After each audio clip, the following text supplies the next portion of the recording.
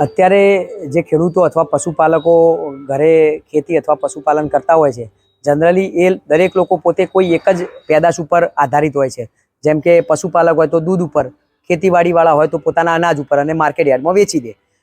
પણ શું મિત્રો તમે ક્યારેય વિચાર્યું કે તમારા દ્વારા ઉત્પાદિત થયેલી પ્રોડક્ટ જ્યારે બજારમાં વેચાય છે ત્યારે એ, ધારો કે બાલાજીનું આપણે એક્ઝામ્પલ લઈએ કે અત્યારે હાલ બજારની અંદર 10 રૂપિયે કિલો બટાકા વેચાય છે, જ્યારે બાલાજી તમને 90 ગ્રામ ચીપ તમને 10 થી 12 રૂપિયાની અંદર આપે, તો તમારી પ્રોડક્ટને ખાલી મૂલ્યવર્ધન કરવાથી 10 ગણી કિંમત મળતી હોય તો આપણે ખેડૂતો હવે વેપારી બનવાની જરૂરિયાત નથી લાગતી.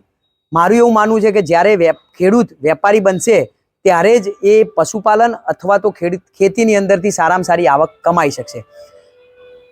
ખેતીવાડી અને પશુપાલનમાંથી સારામાં સારી આવક કેવી રીતે મેળવવી એ વિશેની તમામ વિગતવાર માહિતી ખેડૂત પરિવાર યુટ્યુબ ચેનલ ઉપર મૂકેલી છે, એ તમે એ વિડીયોના માધ્યમથી જોઈ શકશો. વંદે ગૌ માતરમ. ધન્યવાદ.